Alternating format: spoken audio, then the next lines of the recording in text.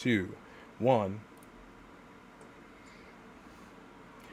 Hello, everyone, and welcome to the Games PR edition of Dinner with the Devs. It's June 2021. We're really glad to have you here. If you're wondering where Dwayne went, don't worry about him. He's enjoying some time off. You're with me now, and I am very glad to be your interim host for this session of Dinner with the Devs. If you're wondering who I am, I'm a web operations manager at Schell Games.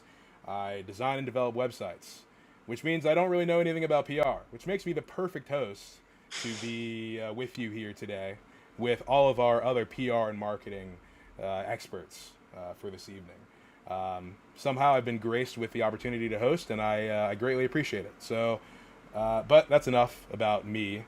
We're going to get right into the meat of things. But before we get right into the meat of things, we have a couple of announcements to get through. Some housekeeping. First of all, the I Expect You to Die 2 demo is available on Steam. Be sure to check that out for yourself, or watch some of the awesome streams on YouTube, Twitch, etc. Thank you so much to everyone who's played the demo so far and provided feedback. We greatly appreciate it.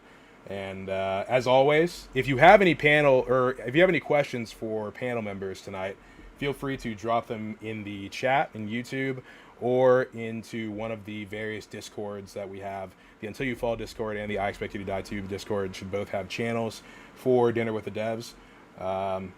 Speaking of our Discords, shout out to the team members helping out behind the scenes, starting with Adam Kuta, who is the community marketing specialist for Schell Games, as well as our live chat moderator for tonight. So he'll be in the chat, in YouTube, and in the Discords, providing supplementary answers and basically being your friend for tonight as we go through Dinner with the Devs.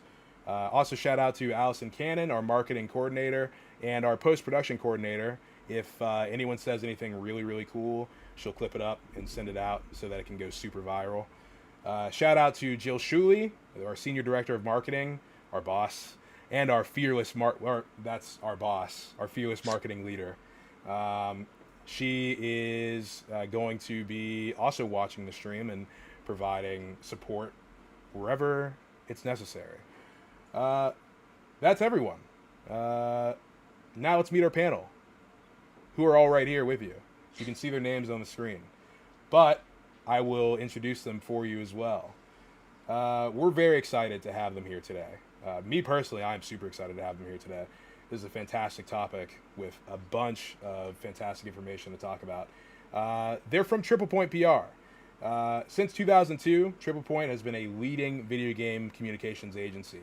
And even if you don't know the name by heart, TriplePoint PR, you're certainly familiar with the impact they've had on this industry.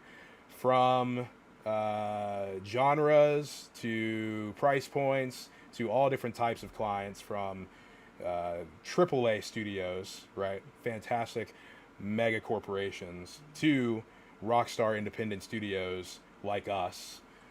They've been all over the place. So their experience is unmatched. And again, we are super excited to have them here. And that's enough blabbering on about them. I guess they can just tell you about themselves. Let's meet them, starting with Blane Humphries from TriplePoint. How are you doing? I'm doing good. That was an intro. Thank you so much. I've been practicing that in the mirror for days. I'm super glad that I got it almost entirely correct. Blane, can you share with us your, information about your organization, your title, and what game you are currently into and currently playing? Yeah, so I guess I'm Blane Humphries. I'm an account supervisor here at TriplePoint. And so like Mack said, you're probably familiar with our work even if you don't realize it. So we do represent some big names such as like Blizzard and Paradox and even Pokemon. And we also work with, you said smaller studios, like we've worked with Coffee Stain in the past. And if you are interested in the VR space, more recently we launched Wraith the Oblivion Afterlife. So, had our hands in a lot of things and definitely work with games media every day, and even broader mainstream media as well. So, and I have been in the industry now for about 7 years. Oh God, I'm getting old, guys. But yeah, started out as a games freelance reporter, and joined the International Game Developer Association. I was vice chair of the Atlanta chapter for a bit. And then I started at an indie games PR agency. That's actually where I met Kat for the first time. And yeah, in 2017, I came to TriplePoint, and here I am now. Fantastic. A true veteran of the industry, some might say, Blane. It's weird to think about. I don't know if I like it. Embrace it. Embrace it. Yeah, absolutely. What game are you most into right now, Blane, if anything? I have been playing a lot of Mass Effect Legendary Edition. You can't see it, but I have like the full like big collector's box behind me, and like the big Normandy they made. So, that has been my jam. And then when I'm not playing something like Mass Effect, you can find me playing like Command and Conquer or Hades. Hades is what I've been really into lately. Between Mass Effect and Hades, Blane, I feel like we have a lot to talk about after today's stream. Because I haven't had the chance to play either, but I super want to. All right. Well, thank you, Blane, and thank you for being here. Sara Green from TriplePoint PR. Would you like to introduce yourself, your title, and what game you're currently playing the most right now? Sure. So I'm Sara. I'm an account executive at TriplePoint. Before this, I was working in esports. I worked at Duolingo and I launched their streaming program. And I've been with TriplePoint for a while now. But what I'm currently playing, I started Nier Automata because I'm behind since Replicant launched. I've been kind of out of the loop on that. But also a lot of Final Fantasy 14 on that front. I play it all the time. Fantastic. I am so glad that you said Nier Automata. When we were practicing for this dinner with the devs, the person playing you said Nier Automata as their game that they're most into right now.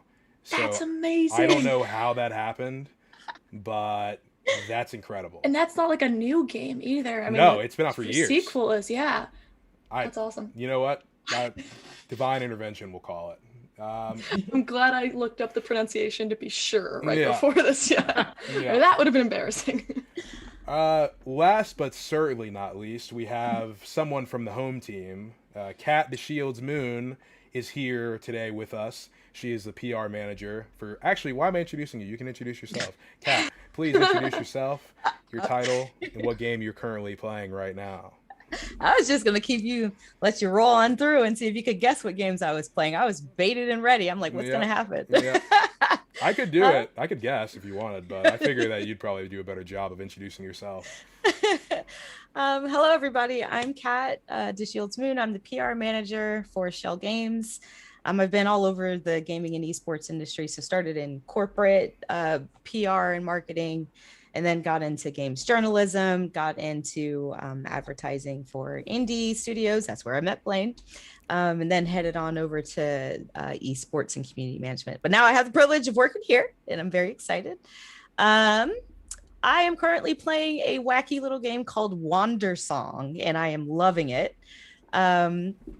And when I'm not playing that, I'm playing Blasphemous, or Blasphemous is playing me, because that game is hard. I love the hard games, so I definitely plus one that. Well, thank you very much, Kat, and thank you for joining us today. Folks, if you cannot tell already, we have a wonderful panel for you and a wonderful show lined up.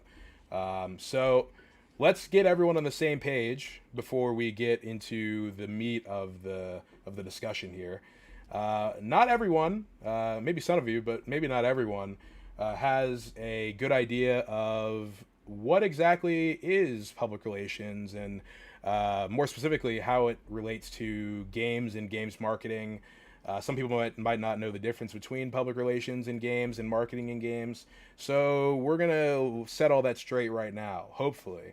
So what exactly does public relations for video games entail? What is the difference between marketing in games and PR in games? Who would like to take this question? I guess I can take a stab. Yes. So PR is one of those things that people think they know what it is until they're faced with it, and then they don't. We often find that people who aren't as familiar with marketing or what PR is, think PR means press releases.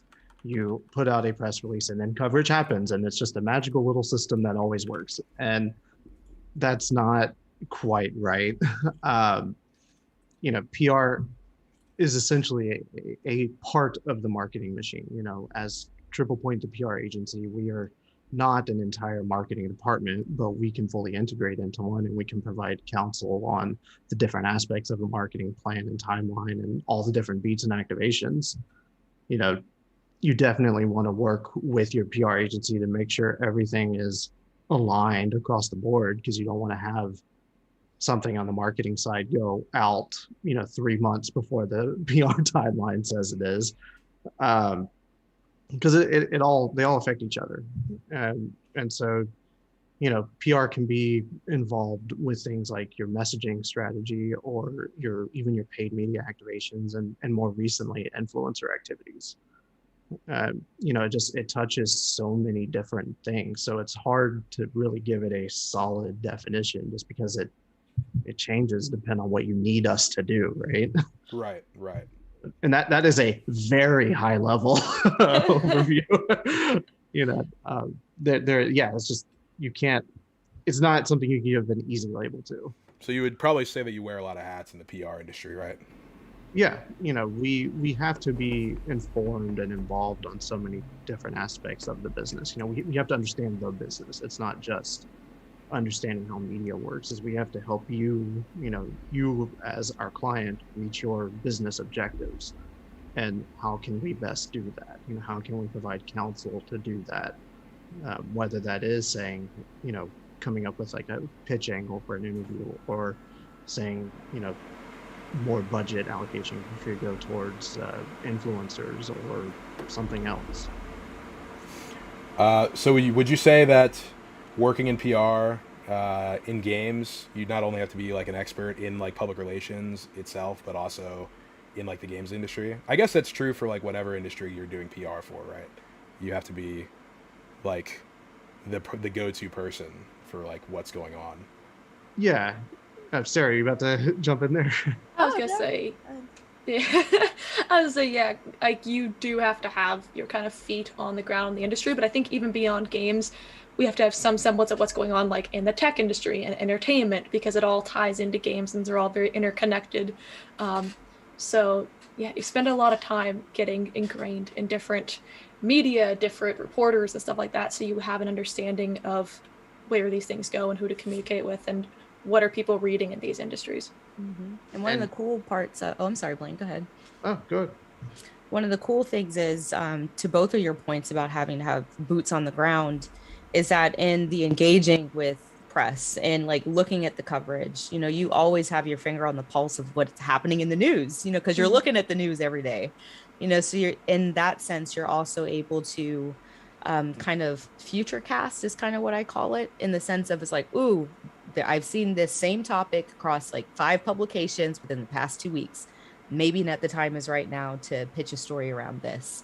So it's like this really cool cycle once you really get into it, where, you're guiding people through, especially from an agency perspective, you're guiding people to make the best decisions, to present themselves, while you're monitoring what's happening. So then you can make better recommendations. And it's just this one big happy kind of loop when it works, when it's working right. Yeah, and to that point, like, you definitely have to be aware of what's happening in the broader world, because games have sort of become this cultural phenomenon, and they can have a much broader impact on the people playing them than just the gamer crowd, right? And so, games that touch on sensitive topics or timely topics, you have to be very aware of how you present those. If you have, like in 2020, 2020 was a fun year. And if you had games that touched on, sensitive content related to the events happening in that year, you definitely don't want to position yourself as capitalizing on the situation. You need to handle those with care. And having an agency like us can give you the outside perspective to be like, hey, like, we need to figure out how to present this so it doesn't come off as like crass or wrong. Mm-hmm. or even how to like use that momentum without making it seem crass. Like you can still talk about things around sensitive issues and how they relate to games without capitalizing on doing it tastefully in a way that consumers will appreciate and relate to, rather than being like, oh, that's tacky. I feel like that's a really good point in general, having to think about what's happening in like the broader like world, because yeah, I mean, like you said, games are definitely a lot more culturally relevant than they were like 20 years ago, right? Or even 10 years ago, right? Definitely a lot more mainstream. Something I didn't even really think about. So I'm glad that you said that. What would you say?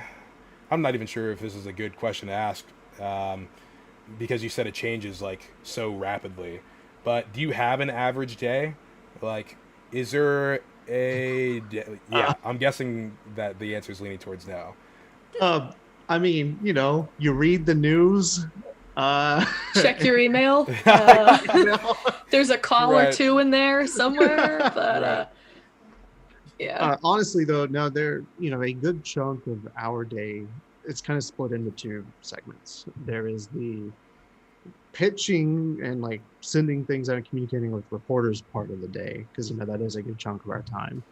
But then there's the strategy part of the day, which is figuring out what we're going to do next, or planning for a campaign or something else. Right. Because you've also got to know like reporter schedules, because they're typically not going to be checking their email for a story at 4 p.m. on a Friday. So how else can you use that time? Well, you plan. So Yeah, I think too, dependent on what, I guess, cycle your client is in with their games. Like, is launch next week or is launch in like 3 months? The day to day depends so much on that. And sometimes you have clients where there's a game launching next week and you're working on one that's like 3 months out. So you're working on, getting the foundations and basics started for one thing, and then you switch over to another client. It's like, okay, we have embargoes lift tomorrow. We need to do all this outreach, which is kind of nice though. It keeps it interesting, and it is really nice to say that there's no set day. It's not the same thing every day. Working with different people every day, I think it keeps it fresh, especially when you're working from home a lot. It probably could get pretty repetitive pretty easy, but Right. yeah, that's a nice thing about this job. Is it easy And- switching mental gears like that? I mean, it Sometimes yes, becomes sometimes no. second nature eventually. Sarah alluded to an actually a really good point there, which is, when do you start to work with PR? Because a lot of the indie studios think, oh, my game's launching next week, I should hire an agency. And like, no. You should definitely, like, a lot of these things, to really plan them strategically and start building the communications with reporters and telling the narrative, with the messaging that you want. That takes months. And it's not something you can, again, going back to PR equals press releases equals coverage, it's a bit more and complicated than that. And so in order for us to serve you or the studio effectively, we have to plan, and we have to iron out messaging, and we have to put our best foot forward, and we can't do that with game launching tomorrow. Please work with me. So You heard it here first, folks. If you're making a game and you want press coverage, do not wait too long to get it. And part of it is knowing, why you're hiring the agency. PR isn't always like the guaranteed go-to method for sales, but it's great for building a brand. And so, if you're talking about trying to decide, should I put money towards influencers or PR? If you have other objectives beyond, like, or if your objective is purely, I need to hit sales targets and nothing else, then that, yes, hire a PR agency, but also put a good chunk of that money into influencers. I think also knowing what your goals are. I think a lot of people come in and they're like, we want a popular game. We want to sell. We're like, that's great. That's a goal of ours always. But having more specific goals about what you're looking for, and especially in the timeline too, of where you are in the game announcement launch kind of cycle.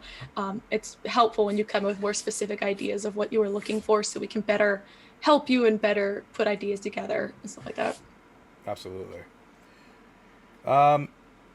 Do you have any advantages when you're working with games over like traditional companies or corporations? So like say if you're making a campaign for a specific game, right? Do you find that it's easier or harder than just generally doing PR for like the company overall? So I guess product versus company, if that makes sense.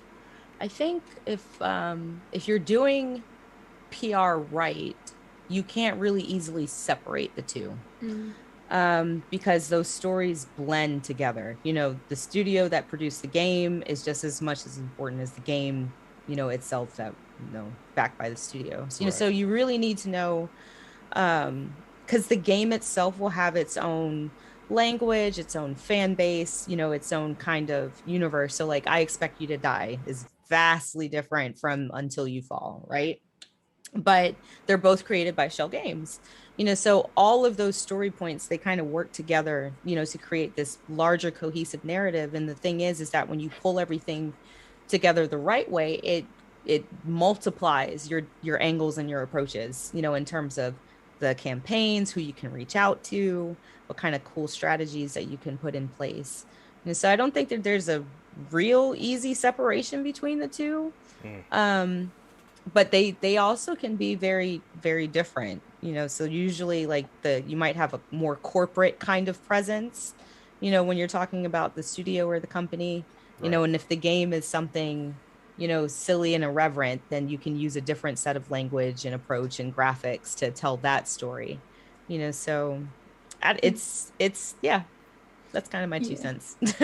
Yeah, I think interest in a studio and PR for a studio starts on the individual game and brand level. Because like I love Square Enix, but I like Square Enix because I love Kingdom Hearts and then I like Final Fantasy. So it's kind of like a roots up to the brand as a whole, and that's how people get interested in studios because of the games they make. So doing one without the other is harder. And there's also a bit of executive spokesperson like types of interviews and training that you can give them as well, because you know if you've got an executive that's like fun and quirky and will, you know, be pretty transparent with media, then that helps build a narrative to this around the studio and the types of games it makes. And if you have, using Schell Games as our example, you know, we know that they have certain aspects of their games that they like to carry over from game to game, you know, such as accessibility, and that is a whole narrative that, you know, we can build around that. All right. Well, I hope that this has provided a good overview into what games PR is, what games marketing is, how they work together. I heard that they work very, very closely together. So the title of this broadcast is talking about games, right?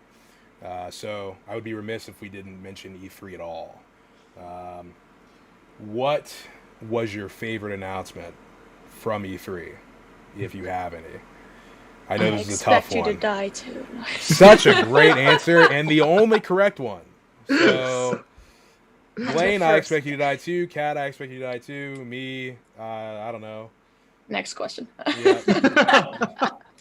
Next question. Easy. But no, I mean, besides all of our incredible games, do you have any announcements from like a PR perspective that you think were handled like really, really well? Yeah, I was really fascinated with Elden Ring, just because I remember I was watching the GameSpot stream for it, and you could just see Timur Hussein's, like, his reaction to it was so genuine and pure.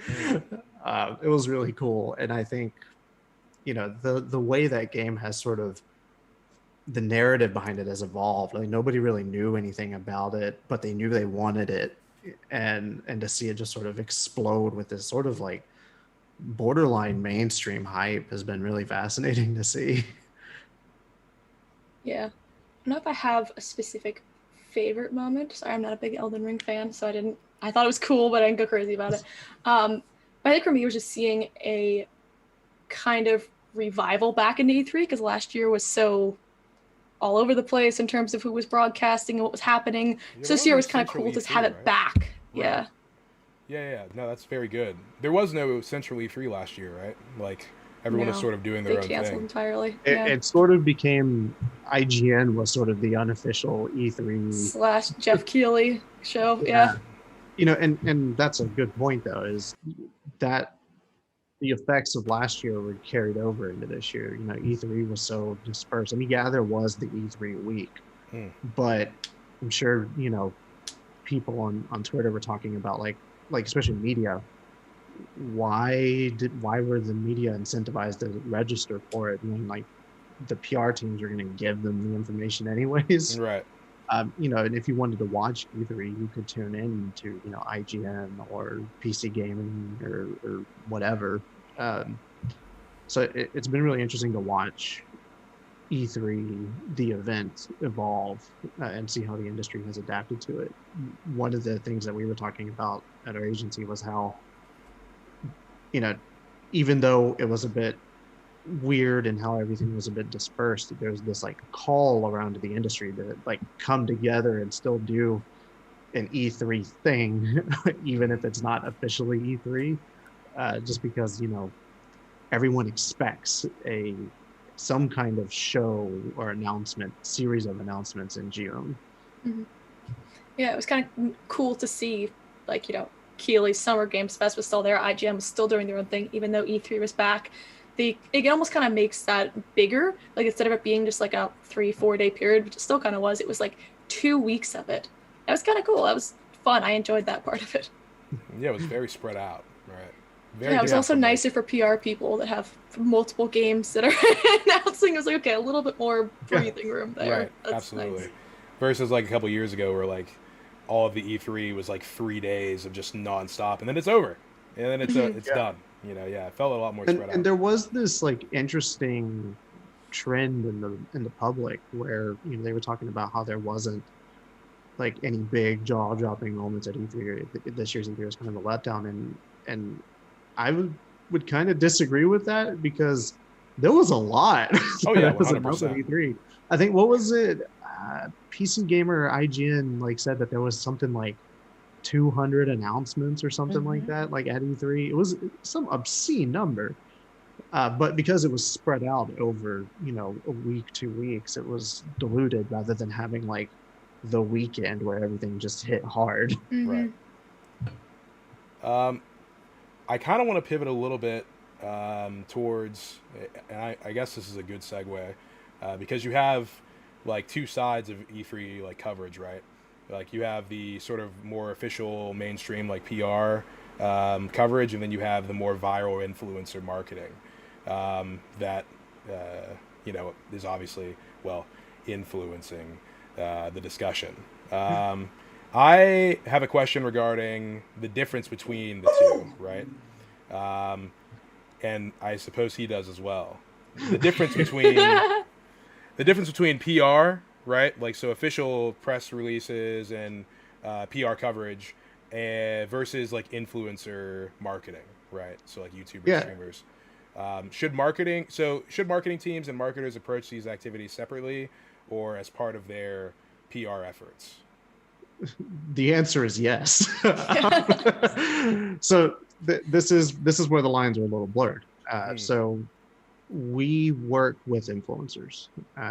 There's a lot there's like the organic influencers that are really interested and want to work with you, and then there's like the sponsored content. Right. And we've handled all aspects of it. We've worked with sponsored campaigns. We've also done organic campaigns. TriplePoint built an entire platform called MoveIt to help scale up influencer management. And it's fantastic because like if any PR person and marketing person will tell you, we get hundreds of requests every day from people claiming they're Ninja and PewDiePie, so how do you do that at scale? How do you connect with like hundreds of people? Well, you automate it, right? So we built a platform that lets you, create a campaign, and then influencers sign in with their Twitch or YouTube requirements, and the campaign will verify them, and then they'll check the qualifications that are on the campaign that the publisher set, give them a key, and then track the results that come out of it. And so you can use a tool like that in a couple different ways. You can use it for scaling up your organic influencer outreach, or you can use it to track your paid activations.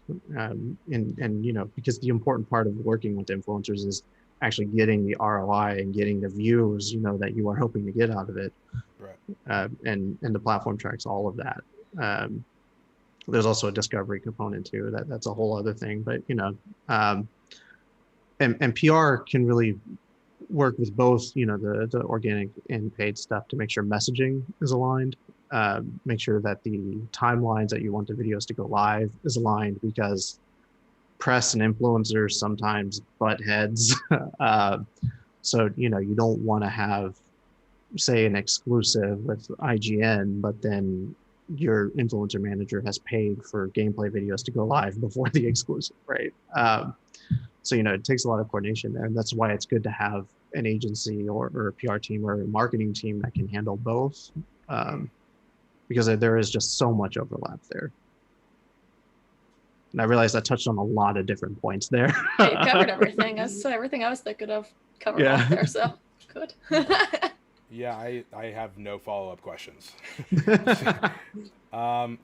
So we have a question here, and I'm going to save it because I have a question that will lead into that question. You see what I'm doing here? All right. So public relations for VR-focused titles versus public relations for non-VR focused titles, like, I guess standard titles you'd call them. Are they different? And if so, how so? And Sarah, I'm going to lob this question towards you. You can see it on my face going, yeah. Yep. I think one of the biggest things that personally strikes me between VR and regular games is just the more focused media, because all games media cover PC games or games. Like, you could go more broad with traditional games. VR games, not everyone covers VR. Not everyone has an Oculus system or a VR system. And specific people like games outlets cover VR. So it just gets very more targeted, very specific. So it requires a lot more, I think, tailoring to the VR focus of people that maybe aren't as familiar with VR, differentiating that for them and kind of taking those extra steps to kind of explain the game, the systems, and all of that.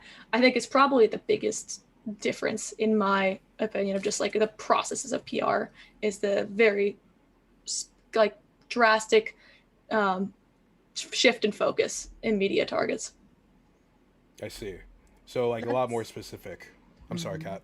What were you Oh, gonna no. Just to piggyback off of what Sarah said, you're absolutely right, in terms of it being very niche at its current time, but it's also exciting because it's growing, so now you're just seeing a lot of people, especially with the Quest, for getting their first taste of VR and what that feels like, and that whole experience. I remember the first time I put a Quest on my face and played a game, and I was like, whoa, man, this is amazing, right? So that excitement, that level of engagement, as it becomes more mainstream, you're actually on the frontier of an emerging industry, one that's gaining popularity and traction. So as PR and marketing professionals, you definitely have a hand in shaping that narrative and crafting it and getting this experience into the homes and the places of other people, through publications, through influencers who might not have considered it before. So you're kind of like the ambassador, for this new phase of gaming. So it's a very, very exciting time. Yeah. And on the positive side too, is it is more targeted, but once you find that person that loves VR, you have the loyalist. And you don't meet a lot of people that are kind of meh about VR.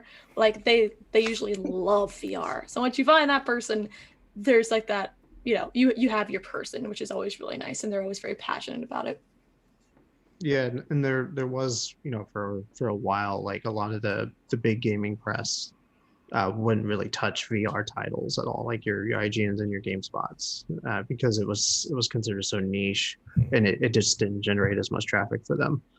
So there are ways to get around challenges like that, and that's normally provide an alternative angle. So with I Expect You to Die, we had that pretty kick-ass song title, sung by Puddles.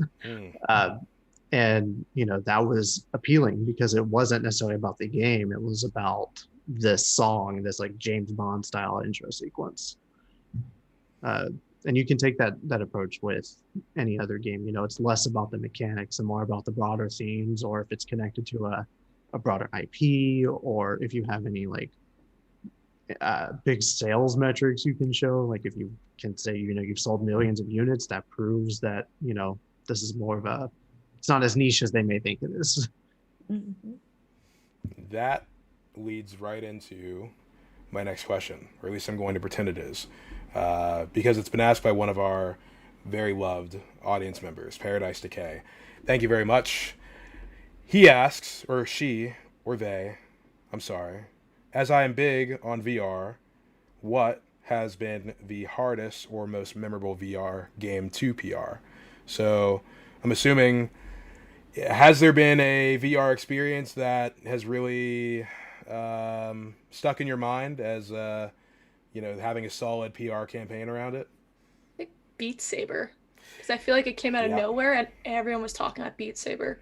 And this is before I even ever played VR, and just people were coming to me like, have you played Beat Saber? Just like out of nowhere, have you played Beat Saber? So when people are doing that about a VR game, that's special. I feel like Beat Saber has kind of become like an unofficial poster child for VR. Yeah, a little bit, yeah. So that is definitely a very good answer. And that was definitely that's actually a good proof point for like influencer and viral marketing, because the thing that catapulted that game to success was that video. You saw the person cutting through the cubes with the music, and it was just mind blowing. Mm-hmm. It markets itself, really, right? I mean, it's such a... You look at it and you know exactly what it is. Yeah, yeah. Those are probably the easiest games to market, right? Let's see here. We have another question from Paradise. So thank you very much, Paradise. And it is a he, we've confirmed. I have a question, percentage-wise, out of, say, 100. How much do you think content creators and influencers contribute towards sales, etc.? Depends. I am not able to answer that question, but I would say a fair chunk. Okay. I'm assuming it's like at least a little bit, right? That's why people go to influencers and streamers. That's why they become such an important and integral part of like the games industry, right? Yeah, So, and I think... Oh, go ahead.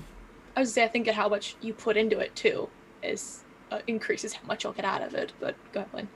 Yeah, I mean, it's been proven a few times that if you're looking at the sales pipeline and the marketing funnel, influencers are definitely like right at the purchase point. So if you're looking, where do the consumers fall in the funnel, like you use your coverage to build your brand and maybe generate awareness, but then when people go hunting for the game or stumble across the game on something like YouTube, then they're more likely to make the purchase. There's more of a direct path there. That's not to say that reviews on like IGN and PC Gamer don't generate sales. They absolutely do. But if you're looking at just a pure user acquisition standpoint, influencers are generally the more cost-effective way. Well, maybe not cost-effective, but they're the more like direct approach. I think even like with like Among Us is a really good example of like, the game had been out for years and then influencers picked it up and suddenly it was just everywhere. And that was purely because some bigger influencers picked it up and it snowballed and bigger influencers picked it up. And because there's a great game system there too, obviously, but that's what really helped to catapult it. And, most of its sales in the past like year and a half are influencer based. The game's been like 2 years old. So yeah. Yeah. I mean, it's very important. And it's, again, it's kind of like this weird, what is that thing called? The like Venn diagrams where they overlap, right? So it's like, influencers are super important, like yourself, Paradise. And in terms of like talking to communities, and like getting like awareness and engagement with the game, like your first hands-on experience, and as more people come into the ecosystem based off of the content that a studio is putting out, whether it's a trailer, a demo, an announcement, that trickles as, like Among Us, like Sara said. The fact that it took off and everybody's talking about like, hey, that game Among Us, now reporters are like, okay, well, maybe we need to check this out. What is happening? So it's they all these different industries kind of feed off of each other and talk to each other.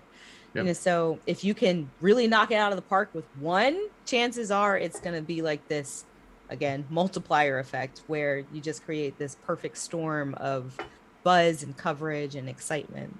And influencers are really good because like if they're really into your game, they'll embed themselves into your community. And you can also give influencers affiliate links and encourage them to sell your game for you. That's not something that you see on the press side. Press is definitely more objective, and they shouldn't include affiliate links. Well, like they'll have like Amazon affiliate links, but like not like publisher affiliate links. Well, I suppose that with all this advice that we're giving, I'm looking at my notes here, and I figure that we should get into some of these brass tacks, which I feel like we've already been doing for quite some time at this point.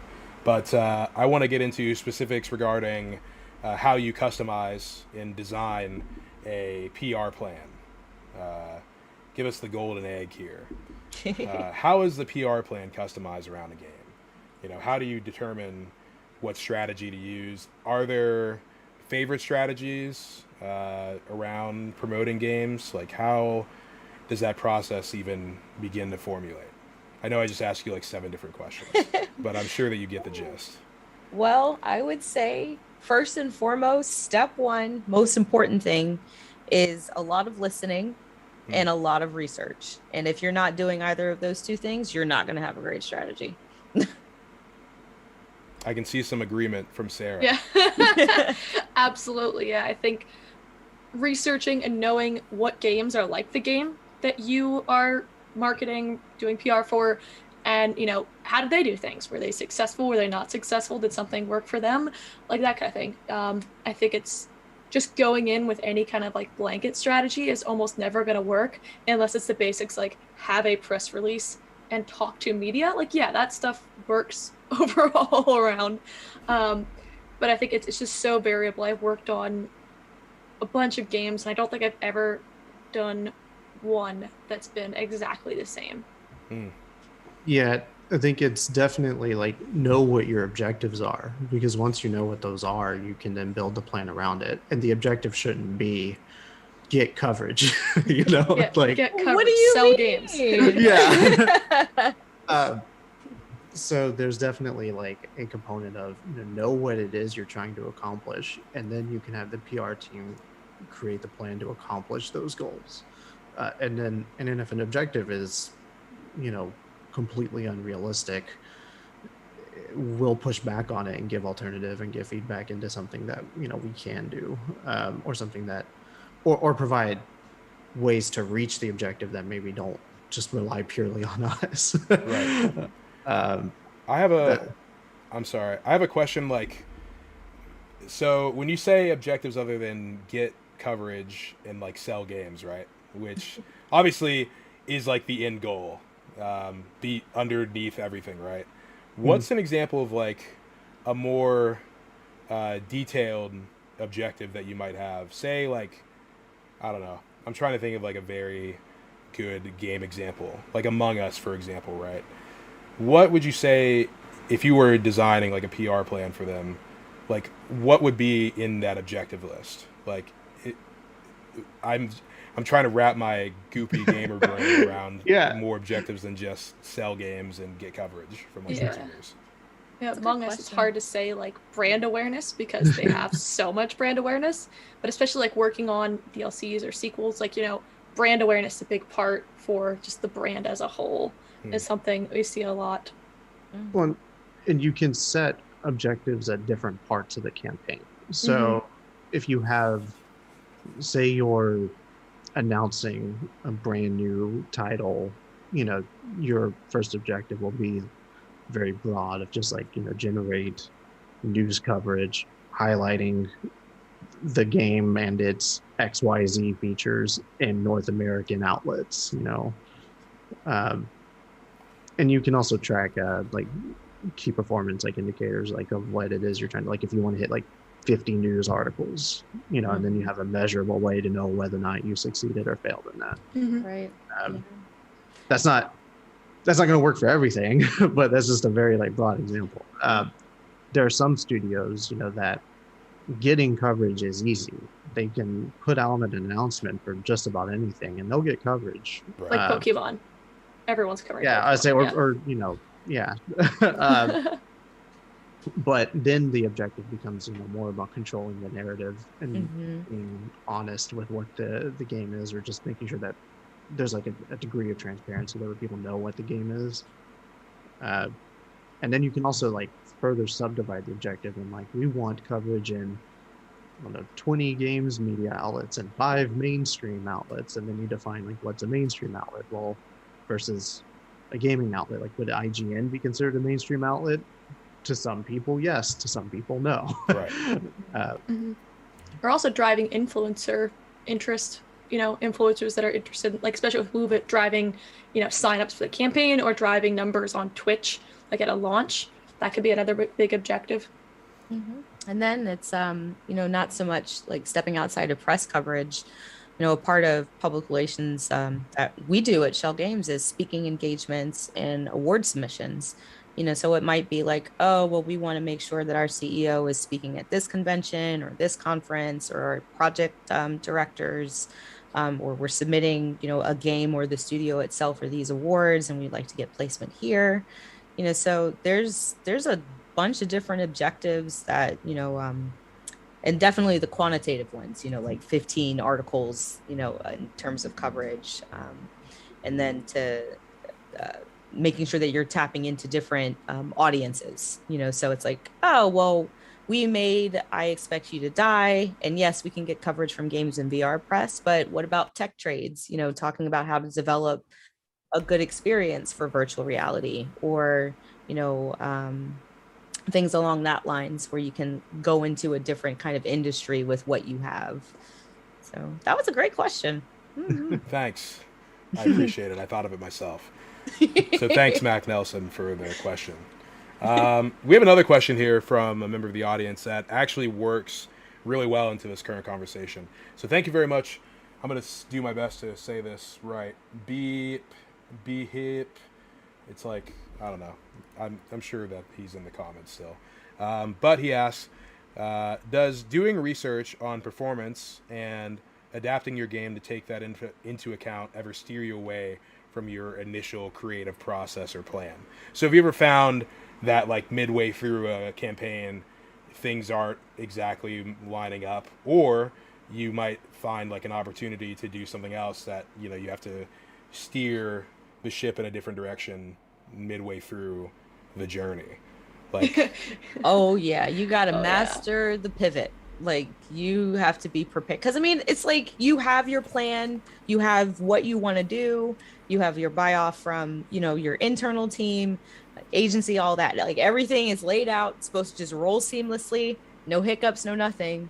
And then, I don't know, there's some major shortage of technology parts, and now the game isn't going to ship on time or something like that, right? You have to be able to be like, oh no, okay, well, that plan that we formed is not going to work anymore, so now we have to figure out how to talk around this, but then adjust accordingly. So you have to be on your toes, ready for anything, because there's the internal stuff that can happen, that just is natural part of game development, or for any company really. But then there's the external stuff. So what's happening in the news? What's happening in the world? Oh, well, today is probably not a great day to announce a game coming out if there's some major crisis that's happening on a national scale. Nobody's going to care. Right. Yeah. So, yeah. Yeah. I don't think I've ever drafted a PR plan that is at the beginning of a campaign that has been exactly the same at the end, or played out exactly the same. Something changes, a date changes, distribution strategy changes, something. And I don't know if Blane's thinking about this right now, but a big thing can be mock reviews. Mock reviews. Well, that's one thing. There are so many things to you have to pivot around at any point. Like if a major, like you were saying, Kat, if a major public catastrophe happens, or something is going on in your game is somehow related to whatever that event is, your entire campaign has to pivot. Maybe then you don't want any press coverage and you just want to put all your efforts into like a paid influencer campaign. That happens. And it's just a matter of reevaluating the objectives, or worst case scenario, you push back your announcement by a few days. Just it depends. I feel like a great example of that is the new Rainbow Six game coming out. Rainbow Six, I think the new title for it is Extraction. It was first called Quarantine, and then it was called like Infection or something. And that was the working title going into the coronavirus pandemic, where obviously everyone had to quarantine. So yeah, they ended up changing the working title like 2 or 3 times before settling on, I think, Extraction. And yeah, I feel like that's just, you have to be able to pivot and think on your feet, I suppose. Have you ever had to change a game name over, because of something that's happening in like the public eye? No. No. Nothing that drastic. Well, let's see if we can keep the streak going. I don't think so. I've definitely had to change something. Release dates, yes, constantly. Yes. A title, I don't think so. I feel like that is like literally like probably one of the worst possible things, because they started marketing with that name and like running with it.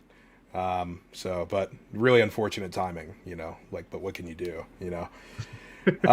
So we are running low on time, which is like really sad, because I feel like this is a fantastic conversation. I want to get into, let's give some advice to all of the aspiring creators out there, right? Regarding PR and how to market their game effectively, right? If you had like one piece of advice you could give to anyone looking to market their game, what would it be? I'm assuming one of the answers was going to be start early. Start early, and also hire TriplePoint. Yes. And look into Moveit. Shameless plug. Shameless plug. We're not at the end yet, Blane. You can't shameless plug yet. But, no, I think, if you are trying to figure out, say you have budget and you're trying to figure out what to do, it's definitely plan early. And when you start talking to agencies that you want to work with, there are certain, I call them like red flag phrases, but there's not, I don't know what the official term is, but if you ever hear the phrase, our media list is our lifeblood, that's a red flag. I heard that one. Because anybody can pay for a media list. The real value in an agency that you should be hiring them for is the counsel they provide and how willing they are to integrate into your team and learn your product and know the business. Again, anyone can send out press releases. Anyone can send out or spam a media list. That's not valuable. The value is the value you provide. is the other things you do to help them meet, or to help you meet your objectives. Yeah, I'd say invest in marketing communications, whether it's time, money, staff. If you don't have budget for it, then devote your time to it. But like we said, do the research. Utilize channels like social media or organic influencer outreach. There are ways to do it. If you're a small studio, there are still resources out there. So I think devote energy and resources to communications, because it's not a branch of the games. I think people think it's like a side thing. It's very integral to the success of your game. And this actually, so Sara touches on a point there too, that there is a big misunderstanding that games press are there to promote your game, and that's not true. Games press are there to report on what's going on in the industry objectively. Granted, certain outlets have different slants they take and certain things they cover, but they're not there to be your marketing vehicle. You are there to be your marketing vehicle. So keep that in mind also whenever you are trying to reach out and talk to media. And targeting effectively is I cannot Yeah. understate or overstate how valuable that is. Yeah. Don't pitch them an ad. Yeah. It doesn't really work. They're humans. Yeah. You know? Absolutely. And Make to a piggyback joke. off of both of those points, you know, don't do your research when you're doing press outreach. You know, don't reach out to somebody who covers Overwatch if you're making Undertale. Doesn't make sense. You know, so, but also don't reach out to press too soon. Like, when I was with Game Skinny, like we would get no less than 150 emails a day at various stages of the development cycle, you know, saying like, hey, I just had an idea for a game yesterday. Do you want to help me write about it? You know, to like, hey, I have a demo. Here's my trailer. We'd love for you to check it out. You know, those are two very different things. Mhm. You know, so when you're reaching out to press, make sure that you have something that you're reaching out to the right publication and then the right reporter at that publication, because not all of them cover the same things. And then to also make sure that you're coming with something newsworthy in hand, you know, so trailers are great, demos are even better, you know, but if you just have a game announcement, you know, make sure you have something other than an idea and your title and a short description. If you're not a AAA studio. Know what you're asking the reporter to do. Yeah. You don't just ask, can you cover? It's like what exactly are you asking them to cover? Yeah. Respect press time. You know, if you're gonna go in their inbox and ask something of them, make sure you have everything together and you have something to actually ask, not just like, look at this. Isn't this cool? That doesn't really go anywhere for them. Yeah, press have objectives too. Mm-hmm. Yep. I feel like not being too early is a really important point. I've definitely seen and been a part of lots of like smaller projects that have completely botched like their campaigns or whatever campaigns that, you know, a small team can put together by going to press before they have like a solid product. You know what I mean? Mm-hmm. So that makes sense. All right. Well, let's see here. We have another question here regarding how you think PR is going to change in the future for games. If I asked this question like 10 years ago, influencers would have been the perfect answer. Is there another? That still is. Yeah. You know what? I guess that is true, right? The influencer world is probably still changing at like breakneck pace. Yeah. I mean, again, that's why I know I've mentioned it a few times now, but that's why TriplePoint built WooVid, as we see that as a direction that, you know, games promotions at large is going in, and, you know, we need to be ready for it. And yeah, so I think influencers is definitely a very safe answer. That's where a lot of it is headed. I think events, as we've seen it already in the past year, but I think people have come to understand that in-person events now serve a very different purpose than they did before. You don't need in-person events, which is, you know, pros and cons to that in certain ways. You know, smaller studios can get, you know, lost in the shuffle sometimes, but also it means, you know, they don't have to pay to be on E3 floor. And also bigger studios doing their own showcases. They're like, we don't need E3. Nintendo can do their own thing. They're not a part of anything. They're like, whatever, we just do our thing. So I think in the next few years, they'll be just kind of they'll serve a purpose in some way, but I'll be curious to see how that purpose evolves and how digital events play into that and how they work together harmoniously. Going more general, are there any marketing trends that you're excited about in the games industry?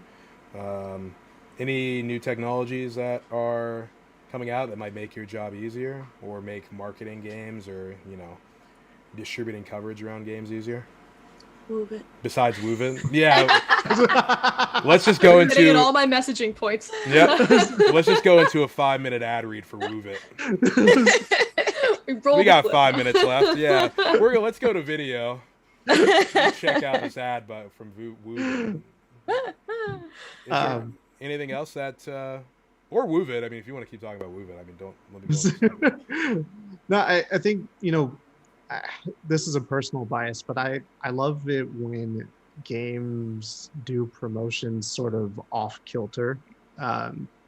So things like ARGs, like I love ARGs. Yes. It doesn't work. It works. It doesn't work for every game, but it's when they're done well, they're done really well. Sarah and I were on a meeting earlier today where they were doing like this big like physical location stuff, and it was really cool. So I'm excited to see stuff like that. Yeah. In terms of like tools, honestly, I think social media is such a huge like help when it comes to our jobs, just in terms of like networking and knowing reporters and understanding them. I love networking with reporters and with even influencers too through social media, because you just kind of get more of a glimpse of what they're interested in, who they are, and it just makes it so much easier, and you feel like you actually know the person when you're reaching out about something for your game, and you can stay in touch with them like, hey, I found reporters that play games that I play, and I'm like, oh my god, and we could just talk forever about like our games. And I'm like, by the way, I'm also working on this game. It's similar. Like you have ways to connect with them and better understanding, I think, of who they are, and that's just been super helpful to me. And even in career-wise, just like networking over social media, I think is underrated. I really am excited about like how cross promotion and like crossover, events or initiatives between companies and studios in gaming in particular is really starting to take off. So we, I think in May, did like a cross promotional campaign with O-Shape, which was really cool. O-Shape and Until You Fall. I know Hi-Rez, they just did Smite and Avatar, and now they're doing Smite and Stranger Things. So you're seeing like this convergence of like gaming studios working together, film, TV working with gaming. Coca-Cola might have some skins in League of Legends. They probably don't, but that could be a thing one day. I don't know. So that kind of teamwork, for two very different either companies or even industries coming together to make something really cool. I am all about that. That's one of my favorite things. Yeah, there's definitely a bit of novelty behind like cross promotional things. I remember the Smite Avatar thing, because it was right when Netflix brought Avatar, or Nickelodeon brought Avatar to Netflix, and that was like, it was like the perfect, timing was right for that. And another thing that we cannot overstate is the importance of first party like platform marketing. So for any game that you are launching, if you are launching on, say, Oculus, or if you're launching on PlayStation or Xbox, connect with someone over there who handles their partner marketing. Get that Xbox blog post or get that spot on the Oculus game showcase. Those are hugely important. All right, folks, I have one more question for you. We are past time, technically, so I don't want to keep you too long, but I feel like it's important to hit this point. What advice would you give someone looking to get into games PR? You could tell them to do one thing or give them one piece of advice to get into this industry. What would it be? And Kat, I will start with you. Learn how to write good. That was terrible English, but you really need to know how to write. Like, you are going to be writing so much, so much.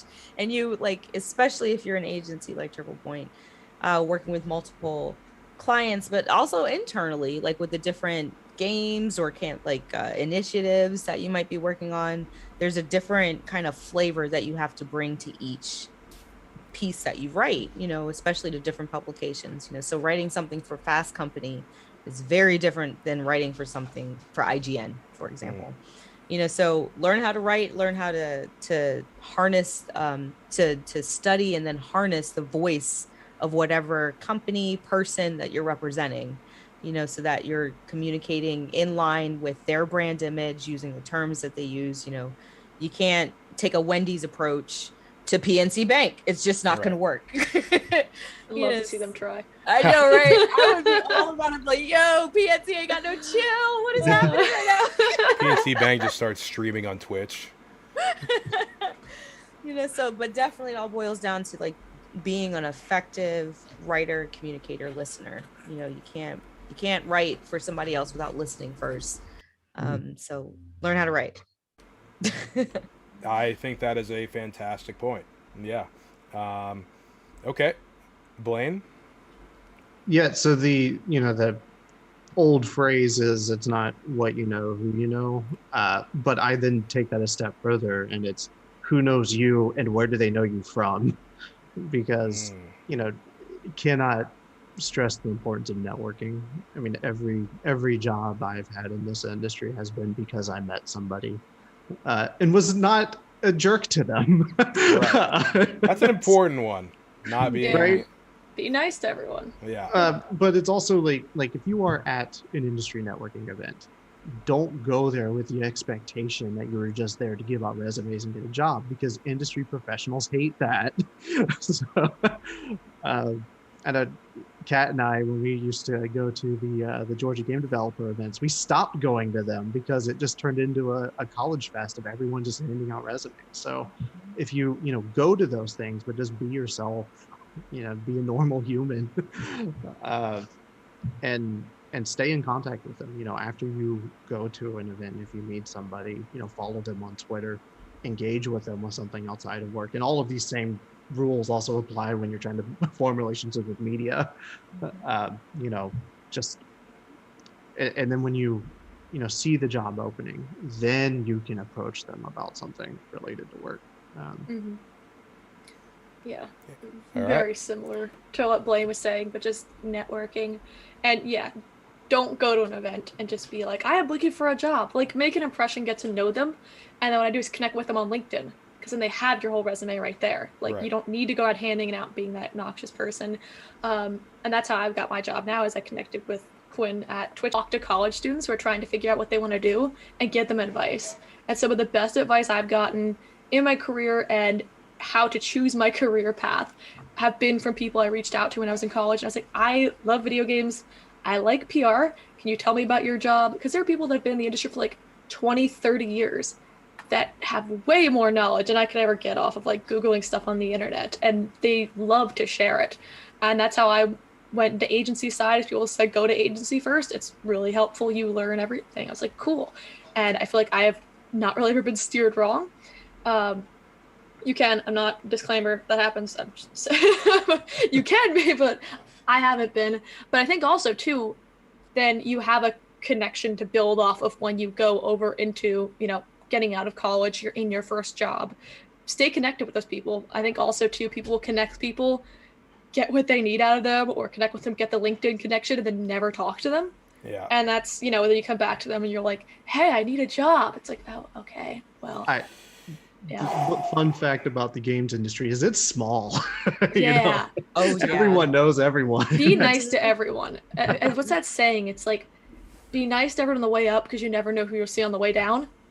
Like, be nice to Wow. everyone, because if one person in the games industry doesn't like you because you're a jerk or you're transparent about just like using them for a job or something, they know people, and it can be, so not to scare people, but just be a good person. No, absolutely. Genuine connections. And the thing is about like compared to like some like non-endemic or like non-gaming companies, like where you might go to a convention or meet somebody and they're in a suit and they're stepping out of the fancy car and they look the part and they're all polished. You're like, oh, that guy must be somebody, or that chick must be amazing. I don't know how many CEOs of major gaming corporations I've run into that are in a holy t-shirt and the same pair of jeans for 3 days, so you never know in this industry who you're talking to. So always be your best person. Yeah, the most powerful people are in jeans and a t-shirt and are just hanging in this corner of the room, not talking to anyone. Exactly. Those are the people. They don't need to talk to anyone. They're just hanging. Yep. And if you fall into the parking lot, they step into a Tesla, and whip away. Yeah, pretty much. Well, this has all been fantastic advice. I definitely agree with the LinkedIn thing. LinkedIn has been fantastic for me personally. Yeah, I know I'm just putting in my personal plug for LinkedIn. I should wear a LinkedIn shirt instead of a Schell Games one. But no, I Drop your 100% LinkedIn agree. handles in the comments. Yeah, drop your LinkedIn handles. I'll connect with everyone. But on a serious note, thank you so much for coming here, TriplePoint, Blane and Sara. We really appreciate you being here. Personally, I think this was a fantastic conversation. It barely felt like I was hosting this thing. I was so nervous, but no, this was great. You did great. Yeah, you did great. Thanks. I appreciate that. Yeah, thank you so much to everyone who tuned in to this June edition of Dinner with the Devs. We hope you learned something, and even if you didn't, we hope it was entertaining. A big thank you again to TriplePoint for being here and sharing your insights with us. to our Triple Point experts. Is there anything else you'd like to share? This is the time to plug Woovit, by the way. But seriously, what do you guys go up to woovit.com, WOOVIT.com. It's weird when you say it out loud. I know I'm going to hear about that later. Yeah. But yeah, no, honestly, like, just, I don't know, be nice. Take care of yourself. You're supposed to say at TriplePoint, at Blane Humphries. I was gonna say I'm just gonna do a shameless plug and drop my Twitter handle, but you're doing I applaud you. Yeah, no, this is good. I like the angle you're going with here. Be respectful, be kind. You can. Yeah, like a dutiful PR person plugging the product at the last minute. Yeah, I guess you can find me on Twitter. I'm at Blane Humphries. Because I'm super clever like that, and my handle is my name. You can also follow the TriplePoint handle, which is at TriplePoint, because we are also clever, and our handle is our company name. You can follow the Woovit Twitter, which is Woovit Info, because slightly we more wanted clever. A little different for that one. Also, was Woovit taken? I don't know, actually. Let's see if we can secure that. No one take that in the comments. Yeah, everyone cut this part out when you post it. Yeah. Yeah, like Blane said, be kind, network. Connect with me on LinkedIn, Sara Green. That's super original, so just look for the one that works at TriplePoint. And follow me on Twitter at SaraFlops. All right, excellent. Well, that's TriplePoint. Kat, would you like to do a shameless plug of the company that we work at? Yeah. Or anything else you've got going on? So you can follow us at Schell Games. If you haven't already, definitely follow the I Expect You to Die Twitter. I think we're the only ones on there with that. The IYTD. YTD. Yeah. Whew, we that got I real lucky getting that one. We really did. Yeah. And if you haven't already, check out the demo. It's amazing, as Max said at the beginning of this. And join the Discord. There's a whole bunch of cool stuff. Adam, he keeps it hype over there with community challenges, awesome updates. He's doing a wonderful job of holding down chat. Thank you so much, Adam. So yes, and look, all the pretty links, there they go. Speaking of Adam, thanks so Love much, it. Adam. Yes. Also, Paradise Decay, thanks for the Twitter follow. Nice. Thanks, Paradise Decay. Yeah. Appreciate that. And thanks for being a supporter of I Expect You to Die too. Also, and thank you everyone for tuning in. Y'all have been great. It's been fun seeing the enthusiasm and excitement for I Expect You to Die too in chat. So we appreciate you. 100%. You're amazing. Woo. 100%. Yeah, I will. You know what? Since we gave Paradise Decay a shout out, I'll also shout out Billup. I said it right this time. It's not Beep, it's Billup. And Mr. Game and Learn for the questions. And thank you everyone else for the questions. I apologize if we didn't get to them. But tune in next time, and we probably will. We have some awesome events on the horizon. So don't change that channel yet. We have some things to get through before we click the end button on this one. Speaking of Adam, again, Adam, our community marketing specialist, will be speaking at the Game Developers Conference next month. That's July, right? We're halfway through the year already. Isn't that crazy?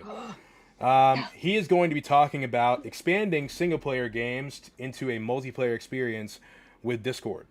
That's going to be a fantastic talk, especially if you're interested in what we've been talking about, which is games PR, games marketing, and community building, which are all connected, right? You should definitely check that talk out. That'll be happening next month. And then the month after that, August, we will be live. That means in person, right? In New York for Play NYC to showcase our new game, I Expect You to Die 2, which is going to be the best game possibly ever. So if you're in New York especially, you don't want to miss that event. So be on the lookout for that. That's in August. On the internet, be sure to subscribe to the Schell Games YouTube channel and enable notifications. You don't want to miss any of the fantastic content we have lined up here over the next couple months leading up to I Expect You to Die 2, which TriplePoint has been helping us out with. So thanks, TriplePointPR.com. If you haven't already, join the I Expect You to Die 2 and the Until You Fall Discord. I believe Kat just said that, but I'm reading through the final notes. Make sure I don't miss it. Here we go. Join the I Expect You to Die Too and Until You Fall Discords for community challenges, dev chats, the whole 9 yards. It's a fantastic place to be, especially if you like these games. And even if you don't like these games, join it, and you're going to learn to like these games. We will make you like these games. We're going to make you like these games. We're going to find a way. Again, thank you so much for joining us. Be safe. Be kind to others. I've been your host today, and it has been a fantastic time doing it. So thanks so much for bearing with me and all of the jokes that I've been putting in. I have a burgeoning comedy career in the works, so hope you laughed. See you in July, and that's it. See ya. Bye-bye. Bye.